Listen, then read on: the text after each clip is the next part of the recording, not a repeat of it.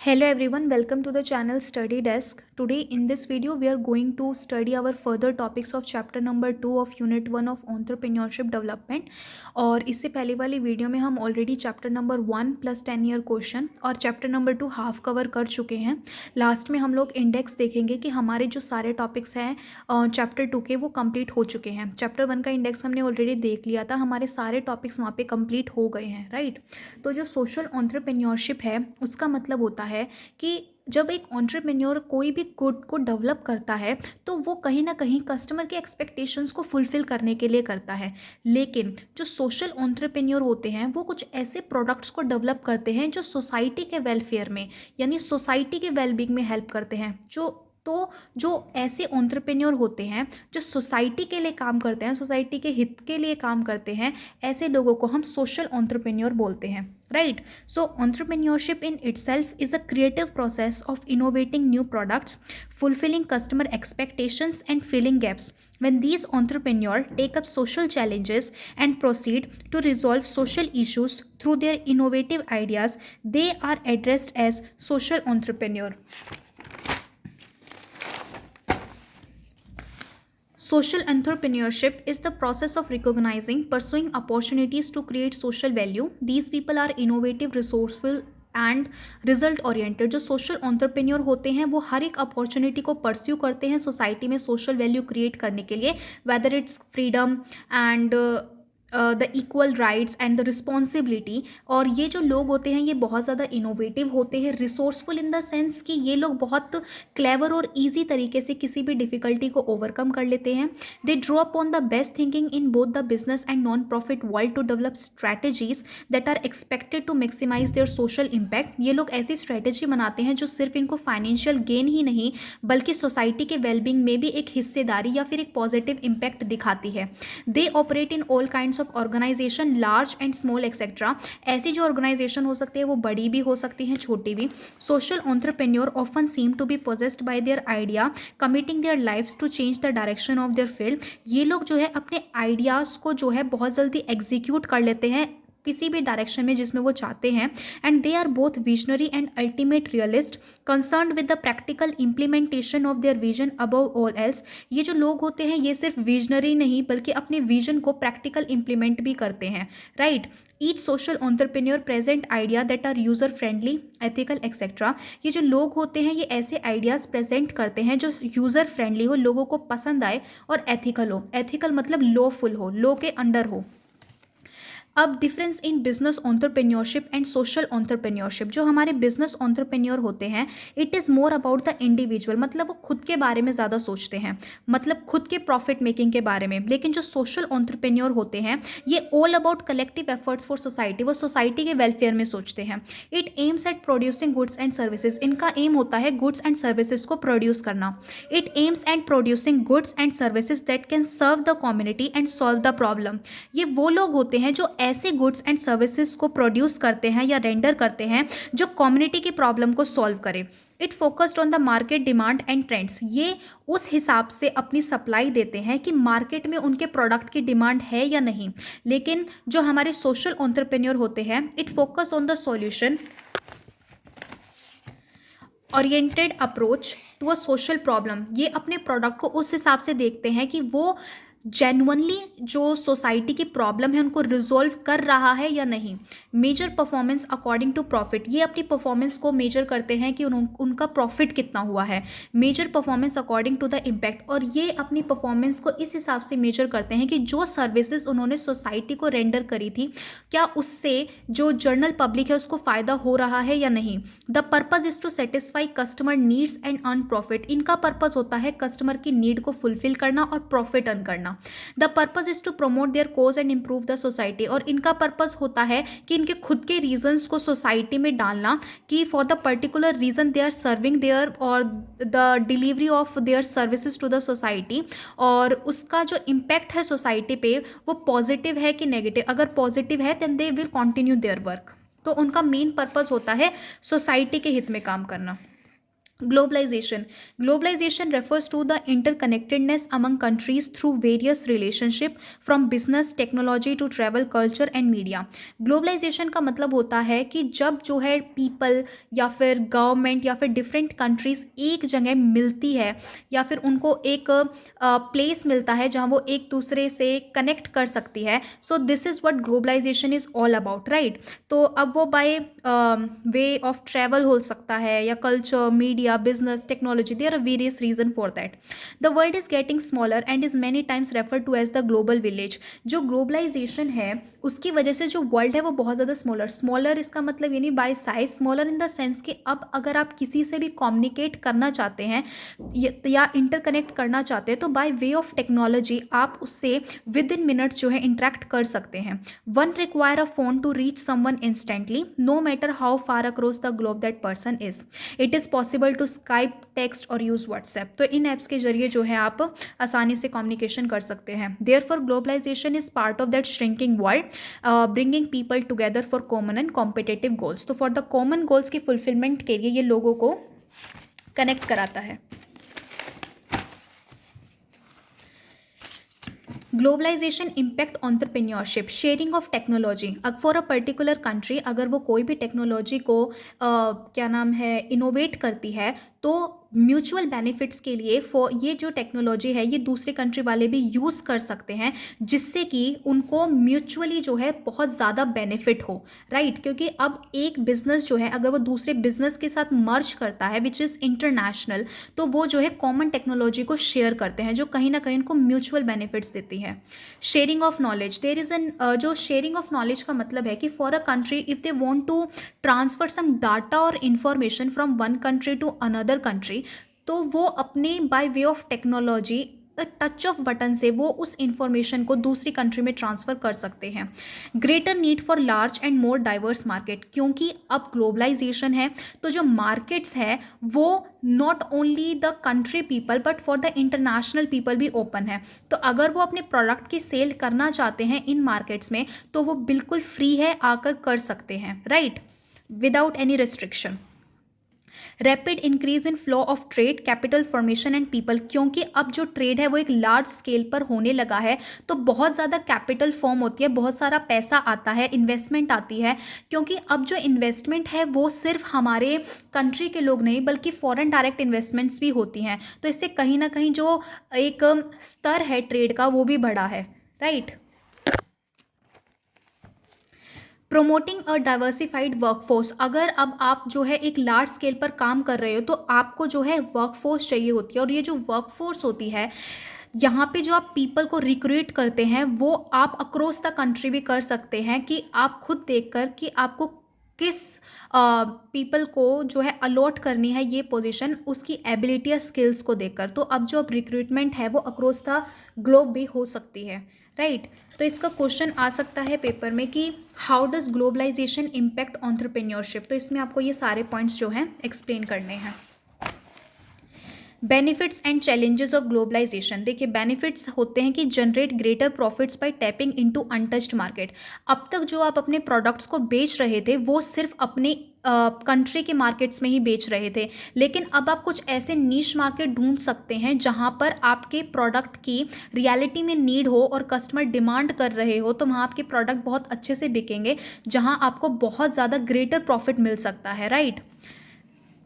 It brings about rapid advancement in technology, as I already told you कि क्यों जो technology है अगर कोई भी कंट्री कोई भी टेक्नोलॉजी को इनोवेट करती है तो जो उसका बेनिफिट होता है वो दूसरी कंट्रीज़ को भी होता है क्योंकि ग्लोबली जो है बहुत सारे एंटरप्रेन्योर जो है एक साथ काम करती हैं. सो इट्स वेरी इंपॉर्टेंट कि फॉर द कॉमन ऑब्जेक्टिव जो हमारी एडवांस टेक्नोलॉजी है वो एक बहुत बड़ी भूमिका निभाती है.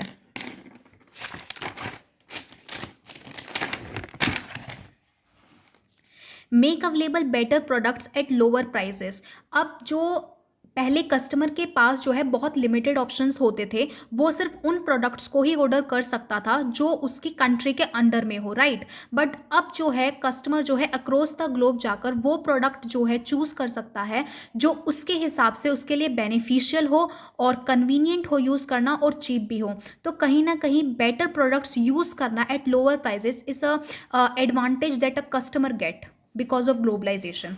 It spreads knowledge and technology. As I already told you कि बहुत सारी अगर कोई भी इंफॉर्मेशन, कोई भी डाटा या कोई भी ऐसी knowledge if you want to share to the another country, then by way of advance technology you can use it easily, right. By way of phones, artificial intelligence है, सेल फोन्स है, computers है, right. Results in convenience of collaboration and shared resources. बहुत ज़्यादा globally अब क्या हो गया है कि जैसा बहुत सारे एंटरप्रेन्योर जो है एक साथ काम करते हैं इंटरकनेक्ट होकर, इससे बहुत सारे लोगों को फ़ायदा है। जैसे बहुत सारे एनजीओज जो हैं वो काम करते हैं चाइल्ड लेबर को लेकर या ह्यूमन ट्रैफिक को लेकर या डिजीज़ प्रिवेंशन को लेकर। तो ग्लोबली अब इन प्रॉब्लम्स को हम लोग टैकल कर सकते हैं इकट्ठा होकर, क्योंकि ग्लोबलाइजेशन ने एक ऐसा प्लेटफॉर्म दिया है जहां अक्रॉस द वर्ल्ड कंट्रीज मिलकर किसी भी पर्टिकुलर प्रॉब्लम को रिजॉल्व करने के लिए डिसीजन मेकिंग कर सकती है, right. Challenges of globalization, strain on infrastructure. देखिए अब क्या हो गया, because of the immigration a lot of people travel from one country to another country, right. So sanitization problem, water problem और जितनी भी सारी चीज़ें हैं उन सबको मैनेज करने के लिए विद इन द ऑर्गेनाइजेशन जो है मैनेजरियल स्किल्स होना बहुत ज़्यादा ज़रूरी है। वरना कहीं ना कहीं आपका जो इंफ्रास्ट्रक्चर है of an organisation it will downfall somewhere. Different and confusing legal and local system. हर एक कंट्री का खुद का लीगल सिस्टम होता है, कुछ लॉज होते हैं। फॉर एग्जांपल बैंकिंग, रेगुलेटरी, वो हर एक कंट्री के अलग अलग तरीके से वर्क करते हैं। So it's very important globally हर कंट्री को पता होना चाहिए कि if they want to deal with the another country so they would work under the laws of that country also, right, जिससे कि बाद में कुछ अनएथिकल या अनलॉफुल एक्शंस ना हो। Exploitation of developing nations by developed nation. अब ऐसा होता है कि डेवलप्ड नेशंस जो है कहीं ना कहीं डेवलपिंग नेशंस का फ़ायदा उठाते हैं। फॉर एग्जांपल जो वेल्दी कंट्रीज़ होती हैं वो अपने ट्रैश को अंडर डेवलप्ड कंट्रीज़ में भेज देती है डंप करने के लिए। अब जब वो डंप करते हैं या फिर तो उससे क्या होता है, बहुत ज़्यादा पॉल्यूशन होता है। तो इससे कहीं ना कहीं जो डेवलपिंग कंट्रीज़ हैं या अंडर डेवलप्ड कंट्रीज़ हैं उनको बहुत ज़्यादा नुकसान हो जाता है। तो इट्स वेरी इंपॉर्टेंट कि अगर आपको ग्लोबलाइजेशन की वजह से एक अपॉर्चुनिटी मिल रही है तो वो अपॉर्चुनिटी बेनिफिट देना चाहिए not only to the developed country but also to the under developed countries और those country which are in still developing, right.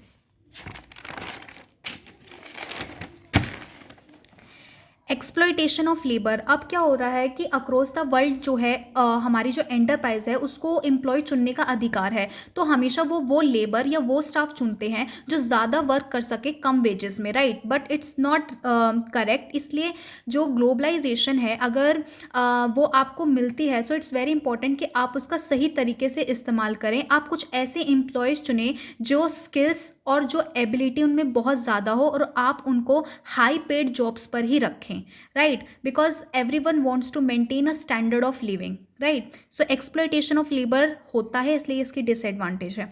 challenges with respect to immigration, increased population of immigrants and refugees present a challenge for industrialized nation, though countries may wish to help but large influx put a strain on resources and social structure।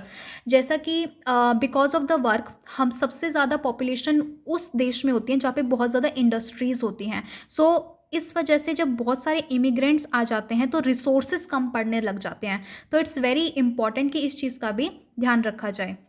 सो आपसे question आ सकता है कि explain the benefits and challenges of globalization. अगर आए तो आपको benefits भी बताने हैं और जो अभी चैलेंजेस पड़े हैं वो भी इसमें एक्सप्लेन करने हैं। Now advantage and disadvantage of globalization, economic growth. Globalization की वजह से इकोनॉमिक ग्रोथ तो होती ही है, बिकॉज हर एक कंट्री में या फॉरेन डायरेक्ट इन्वेस्टमेंट्स होती हैं या फिर कुछ एक्सपोर्ट इंपोर्ट होते हैं, तो हाई रिटर्न सबको मिलते हैं, तो इसलिए क्या होता है कि म्यूचुअली हर एक कंट्री जो है ग्रोथ करती है। एक्सेस टू लेबर, अब ये पूरा एंटरप्राइज पे डिपेंड करता है कि वो कौन से लेबर को हायर करते हैं। Labour with high skills ability, तो उनके पास ऑप्शन होता है कि not with in the country but across the country वो लेबर को अपनी मर्जी से चुन सकते हैं। एक्सेस टू रिसोर्सेज, कई रिसोर्सेज ऐसे होते हैं जो खुद की कंट्री में नहीं होते बट दूसरी कंट्रीज़ में होते हैं, इसलिए अगर आप ग्लोबलाइजेशन में सब मिलकर काम कर रहे हो तो जो रिसोर्सेज है वो आप किसी भी देश से ले सकते हो फॉर द म्यूचुअल बेनिफिट्स और प्रॉफिट्स के लिए। फॉर एग्जांपल फ़ोन्स है, राइट, और क्या नाम है, बहुत सारे प्रोडक्ट्स हैं, ईटेबल प्रोडक्ट्स हैं, फूड्स हैं, या फिर फ्रेश फ्लावर्स जो होते हैं, right, so it's very important, या स्पाइसेस हैं, तो ये सारी चीज़ें जो हैं हर एक कंट्री में नहीं मिलती, तो इट्स वेरी इंपॉर्टेंट कि कॉन्ट्रीब्यूशन इज़ मस्ट अगर आप जो है ग्रोथ करना चाहते हो। Increased global cooperation, for a globalized economy to exist nations must be willing to put their differences aside and work together। अगर आपको ग्रोथ करनी है तो इट्स वेरी इंपॉर्टेंट कि अगर आपके बीच में कुछ कॉन्फ्लिक्ट्स हैं तो आप उनको असाइड रखें और जो है म्यूचुअली काम करें कॉमन गोल को लेकर। Due to this increased globalisation has been linked to a reduction though not an elimination of conflict. इसमें यही कहा गया है कि कॉन्फ्लिक्ट्स अगर है तो उनको एलिमिनेट किया जाए। Piracy, the global economy has not been able to come up with the global standards. इसका मतलब यही है कि हर एक कंट्री के जो है अपने रूल्स एंड रेगुलेशंस होते हैं, सो इट्स वेरी इंपॉर्टेंट कि आप उनके रूल्स एंड रेगुलेशंस को जानें, बिकॉज बहुत सारी ऐसी लिबरल पॉलिसीज़ होती हैं जहाँ पर आप वर्क नहीं कर सकते अगर आप उनसे अवेयर नहीं हैं, right, so it's very important कि अगर आप कोई भी इनोवेशन करते हैं तो आप उसका पेटेंट कराएं, बिकॉज बहुत सारे फ्रॉड्स ऐसे होते हैं कि आप इन्वेंशंस करते हैं और क्रेडिट वो ले जाते हैं, तो इसलिए आपका कोई क्रेडिट ना लेकर जाए, इसलिए सारे लीगल पॉलिसीज से या लिबरल पॉलिसीज से आपको अवेयर होना बहुत ज़रूरी है। Speed of adaptability, it's very important कि अब ग्लोबलाइजेशन है तो बहुत सारे चेंजेस होते हैं, तो it's very important for the business कि आप लोग जो है एक चेंजिंग बिजनेस इन्वायरमेंट में या ग्लोबल इन्वायरमेंट में सर्वाइव करना सीखें, और वो तभी होगा जब आपके अंदर या आपके बिजनेस के अंदर एडेप्टेबिलिटी की पावर होगी, right. It is believed that small businesses are able to adapt to the global and local changes easily as they do not follow a large bureaucracy। माना जाता है कि जो स्मॉल बिजनेस होते हैं वो बहुत जल्दी चेंज को अडॉप्ट कर लेते हैं क्योंकि वो इतने लार्ज स्केल पर काम नहीं करते, राइट। डिसएडवांटेज ये है कि the emergence of international trade worsening the inequality of income in the industrialise and less industrialise nation. जो जहाँ पर इंडस्ट्रीज़ बहुत ज़्यादा कम है वहाँ पे बहुत ज़्यादा इनइक्वालिटी में वेजेस डिस्ट्रीब्यूट की जाती है और इनकम, क्योंकि जो बेस्ट पीपल होते हैं, जो बेस्ट लेबर होते हैं, वो कंट्री हायर कर लेती है जो बहुत ज़्यादा, जहाँ पे बहुत ज़्यादा इंडस्ट्रीज़ हैं, राइट। और इस वजह से इट्स वेरी इंपॉर्टेंट कि अगर आप कोई भी किसी भी स्टाफ को रख रहे हैं, किसी भी लेबर को रख रहे हैं, तो उसका एक वेज रेट फिक्स होना चाहिए, right. The global trade is mainly dominated by the huge transnational companies who only work for the profit motive without paying any consideration to the individual need of developing an underdeveloped nation। देखिए बहुत सारी ऐसी industries हैं, बहुत सारी ऐसी enterprise हैं जिनका फर्स्ट मोटो होता है खुद का प्रॉफिट कमाना, खुद का फाइनेंशियल गेन देखना, instead of doing something for the society. So it's very important कि एंटरप्रेन्योर को ये चीज़ समझनी चाहिए कि before seeing their own profit they have to contribute something to the countries which are under developed और still developing. The policy formulated in the industrialised country favour the countries of its kind and restraint some producers to have access to the exports. बहुत सारी policies ऐसी बनाई जाती है कि countries जो है ना सिर्फ उस कंट्री के साथ ही डील करना चाहती है जिनके साथ उनके रिलेशंस अच्छे हैं, राइट। अगर जिनके साथ उनके रिलेशंस अच्छे नहीं हैं, इवन तो दे आर इन नीड, तो वो रेस्ट्रेंट कर देते हैं, मना कर देते हैं, right. In the countries where the conditions of financial institution is weak, there is always an element of risk in capital flow। ऐसी कंट्री जहाँ पे फाइनेंशियल इंस्टीट्यूशन वीक है, फाइनेंस की कमी है, तो वहाँ पे कहीं ना कहीं एक रिस्क होता ही है बिजनेस को, right, when it comes on capital। So developing nation engage in a race to attract the foreign investment which can often lead to the lower environmental standards. कहीं ना कहीं ज़्यादा फॉरेन डायरेक्ट इन्वेस्टमेंट आ जाना भी entrepreneur के लिए एक risk की बात हो जाती है, right. So it's very important कि अगर इन्वेस्टमेंट है तो more they have to take from inside the country only, right. Question आ सकता है कि highlight the advantage of globalisation. तो मैंने आपको एडवांटेज एंड डिसएडवांटेज दोनों करा दी है, तो आपको पेपर में जो भी पूछा जाए उस हिसाब से लिखना है, right. Now our last topic is role of entrepreneurs और entrepreneurship in economic development. देखिए, promote capital formation. as I already told you कि capital formation बहुत ज़्यादा होती है बिकॉज अब ग्लोबलाइजेशन की भी बात हो चुकी है, बहुत सारे एंटरप्राइजेज हैं और इन्वेस्टमेंट के नाम पर आज हर not only the people who are engaged in business but general public is also interested in doing investment. तो जब आप ज़्यादा इन्वेस्ट करते हैं तो कैपिटल फॉर्मेशन होती है, कैपिटल फॉर्मेशन होते हैं तो lot of production take place, और प्रोडक्शन होती है तो which automatically leads to increase in GDP और giving employment to the people. तो ओवरऑल कहीं ना कहीं कैपिटल फॉर्मेशन प्रमोट्स करने से इकोनॉमिक डेवलपमेंट भी होती है, right. Create large scale employment opportunity. अब इतने सारे इंडस्ट्रीज़ हैं, एंटरप्राइजेज हैं, तो जो हमारी एम्प्लॉयमेंट अपॉर्चुनिटीज़ हैं वो बहुत ज़्यादा बढ़ जाती है इन दोज कंट्री जहाँ पे इंडस्ट्रीज़ ज़्यादा है, ठीक है. तो इट्स वेरी इंपॉर्टेंट कि अगर if you get something so आपको उसको लेना चाहिए इंस्टेड ऑफ थिंकिंग कि whether it's gonna right for you और नॉट. तो अगर for a people who are not that much literate but if they get the opportunity to work so they have to, right, because employment opportunities बहुत कम है उन जगह जहाँ industries नहीं है. सो इट्स वेरी इंपॉर्टेंट कि जहाँ पर भी आपको काम मिले you have to do it. Wealth creation and distribution. क्या होता है कि अब क्योंकि बहुत सारे एंटरप्राइजेज हैं तो सबके अपने अपने रोल हैं. फॉर एग्जांपल रॉ मटेरियल हो गया, वेयर हाउसिंग हो गया, प्रोडक्ट्स को पहुंचाना होगा, डिस्ट्रीब्यूशन हो गया, तो कहीं ना कहीं उससे एक वेल्थ क्रिएट होती है, राइट. कैपिटल जो है हमको प्रॉफिट देती है, वेयर हाउसिंग से रेंट मिलता है, राइट. तो अगर आप किसी से लोन लेते तो बदले में इंटरेस्ट आपको देना पड़ता है, तो कहीं ना कहीं एक वेल्थ क्रिएशन हो रही है जो कि एक साइकिल है, एक बिजनेस साइकिल है और ये एक प्रोसेस है जो कहीं ना कहीं बहुत ज़्यादा बेनिफिट देता है larger section of the society को. Improvement in the standard of living. Overall जो है काम हो रहा है और काम होने के बदले अब बहुत सारा पैसा जो है अलग अलग पार्टीज़ को दे रहे हो, सप्लायर को, कस्टमर को, या कस्टमर जो है बिजनेस को दे रहा है, राइट. तो कहीं ना कहीं पैसे जब सबको मिल रहे हैं तो हर एक की जो लाइफ है वो सुधर रही है. So overall it improve the standard of living of each people, right. तो क्वेश्चन आ सकता है कि रोल बताइए एंटरप्रेन्योरशिप का, राइट, कि इकोनॉमिक डेवलपमेंट में वो कैसे हेल्प करता है. तो उसमें आपको ये 4 पॉइंट लिखने हैं. नाउ अब हमने कवर कर लिया है unit 1 chapter 1 plus 10 year book के क्वेश्चन हमने कर लिए हैं. चैप्टर 2 जो है हमने फुली कवर कर लिया है. 10 ईयर बुक में आपका जो यूनिट 1 है उसमें टोटल 16 क्वेश्चंस हैं. तो हम उसको नेक्स्ट वीडियो में देखेंगे जिसमें से मैं आपको दिखाऊंगी कि 6 और 7 क्वेश्चंस तो आपके ऑलरेडी कंप्लीट हो चुके हैं और बाकी के बचे हुए क्वेश्चन जो हैं हम वो नेक्स्ट वीडियो में कंप्लीट कर लेंगे. अब हैंड रिटन नोट्स नहीं होंगे, अब 10 ईयर बुक से ही पढ़ाया जाएगा, राइट. एक बार आप इंडेक्स देख लेते हैं. तो ये आपका लेसन 2 है बेसिकली यूनिट 1 का. तो आपका ये हो गया है entrepreneurship, social entrepreneurship, entrepreneurship development in India हो गया जिसके अंदर हमने 3 टॉपिक्स पढ़े थे, ब्री ब्रिटिश और उसके बाद पोस्ट ब्रिटिश, और entrepreneurship and new challenges of globalization हम देख चुके हैं. Role of entrepreneurship in economic development अभी लास्ट टॉपिक देख चुके हैं. Advantage and disadvantage of globalization ये भी हम लोग देख चुके हैं. तो बेसिकली यहाँ पे आपका यूनिट 1 जो है उसके दोनों चैप्टर्स कंप्लीट होते हैं, राइट. अब हम जितने भी चैप्टर्स हैं उन सबके सिर्फ 10 ईयर से ही करेंगे जो हमारे इंपॉर्टेंट क्वेश्चंस है, right. Okay, see you all in next video.